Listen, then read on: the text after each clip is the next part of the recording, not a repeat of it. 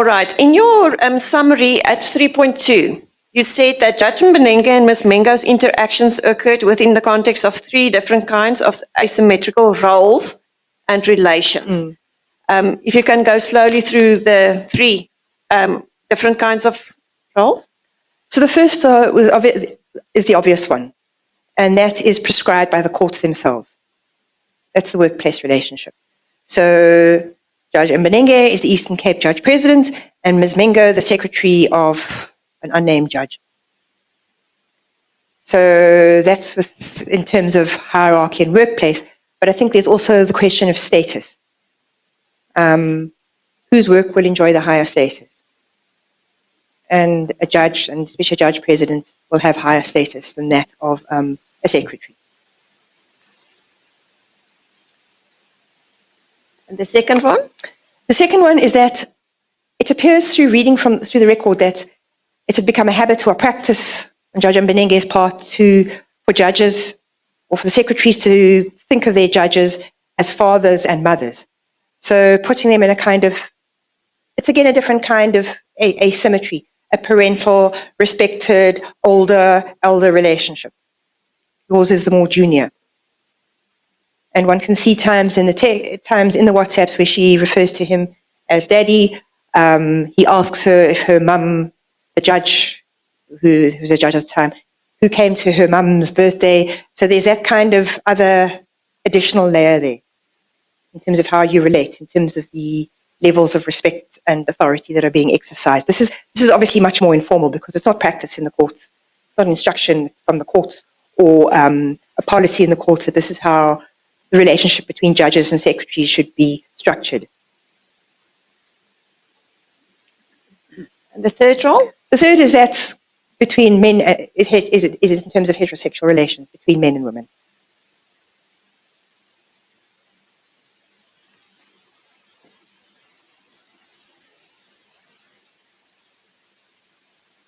So that is gender. Yeah. I mean, I think the other thing, but that comes closely, I think, in relation to the father, judge, secretary, child, is obviously there's an age or generational difference going on as well. Sometimes Ms. Mengo makes reference to it, is also that of a church elder, but that doesn't really necessarily seem to affect the situation. But that's the part of who he is as well. She does use it at some point.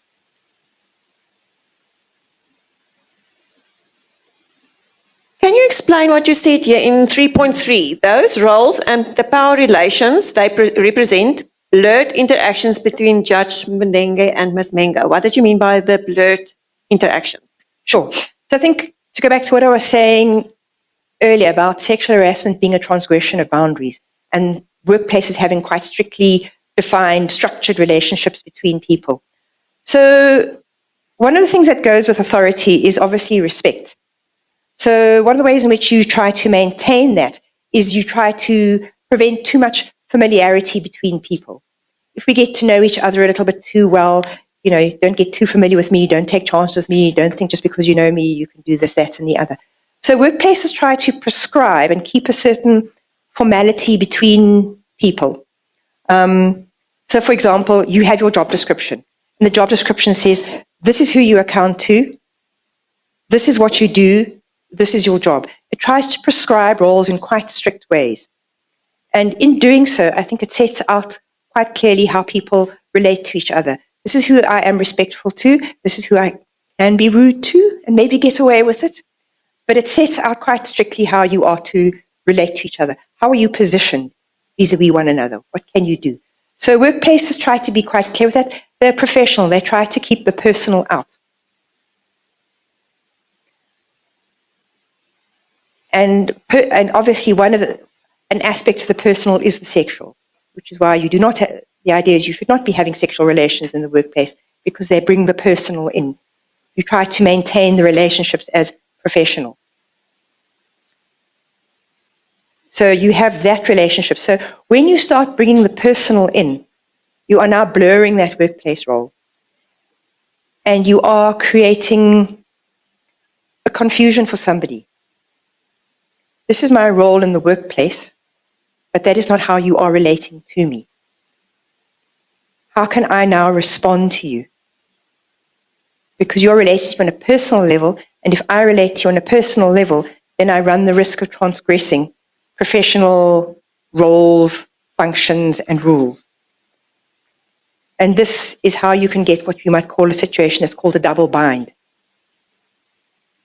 where you have this conflict.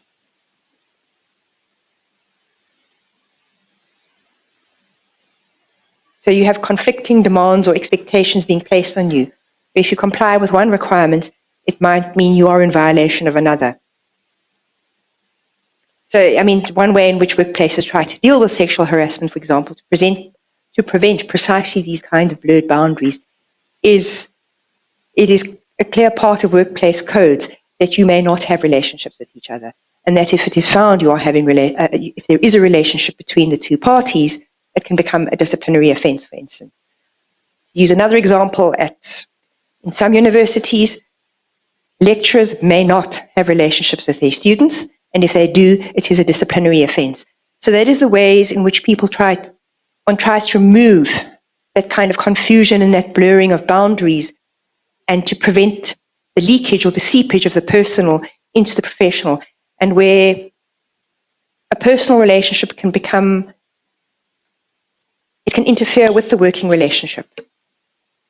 You know, for instance, if I am having a relationship with my subordinate, might I also be giving that person particular favors, overlooking things? How might other people in the workplace feel if they see I'm favoring somebody over another? So that is why you try to keep this out, so that you don't allow for this blurring and for additional factors that are not relevant in the workplace to suddenly start becoming salient. So that is where this is what I'm saying is this double bind. Am I responding to you personally, or am I responding to you professionally? In a context where this is supposed to be professional and the personal should not be brought in. And that conflict as to what do I do? How do I resolve this conflict? It's very difficult for someone. And if you bring it into this interaction between the Judge President and Ms. Mengo, did you find any blurred interactions between their conversations? Very much so. To begin with, I think just the contacting her after hours. The very first contact, for instance, follows as a result of he sees her early in the day, he sees a child, he asks about the child's father. She says, no, we are no longer together. And hours later, after hours, the Judge President then contacts Ms. Mengo to say, oh, well, I'm sorry if I might have embarrassed you. Now, that is not a workplace conversation, and it's after hours. So that's the first kind of blurring as to why is he getting in touch with her. And then we're getting into personal questions. So how many children do you have? It's not necessarily something you need to know about. That's more of a kind of getting to know you kind of question. Then I think there are the questions about can I or can't I trust you? And again, why would that be relevant? Then I think the very first clear-cut example is the pictures. He says to her, maybe a few pics you send may serve as halfway proof that presumably she can be trusted. So, I think one of the interesting points about that is to ask another person for pictures in a workplace. Why would a personal picture of yourself is not a requirement in this job. She's a secretary. How does sending pictures have anything to do with her job? I think another thing to look at is asking for pictures without giving any explanation as to why you want those pictures. You can see that as an expression of power, in the sense that people who can demand things of others without explanation, that's an expectation that I ask. You don't need to know why. You don't need an explanation from me.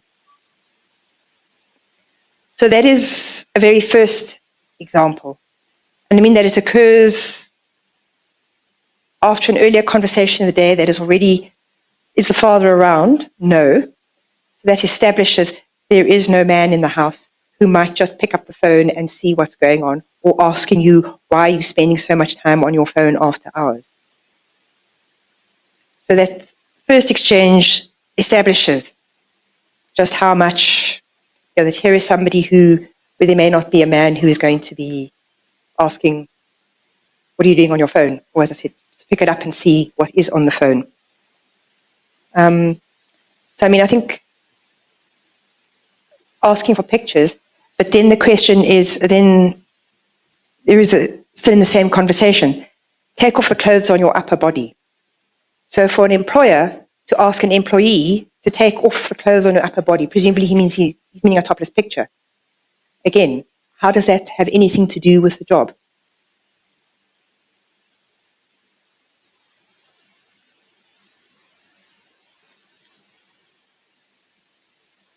Then there are the questions about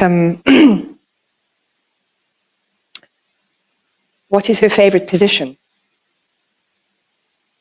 Not relevant to her job at all. Quite a lot of questions about her favorite sexual position. I think also, so those are workplace boundaries, but I also want to speak a little bit about personal boundaries. So, for instance, there is a day in which there is a taxi strike and it's been quite difficult at the court. And she's still working and it's after hours. And he's still asking about a conversation from the previous night about positions. So this question is at night and she's saying, look, I've had a rough day at work. I'm still busy at work. He disregards that and says, where were we last night? We were warming up, again referring to the questions about her positions. And then he continues, like, she says to him, oh no, are you still referring to that? His answer is, purely because we were about to land. And her response is, do you know that my exhaustion is extreme? So she's telling him, I am tired. She's still at work, and yet he is asking about her favorite sexual positions. And she actually says this a couple of times, I'm supposed to be working and you're asking me about these things.